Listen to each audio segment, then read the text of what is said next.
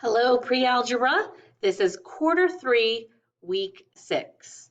So this week we are going to cover the majority of chapter 6, very small chapter, and on Thursday there is a mid-chapter quiz on 6-1 translations and 6-2 reflections.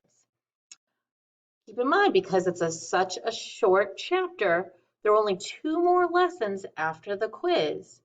And the chapter test will be coming up on Monday the 22nd.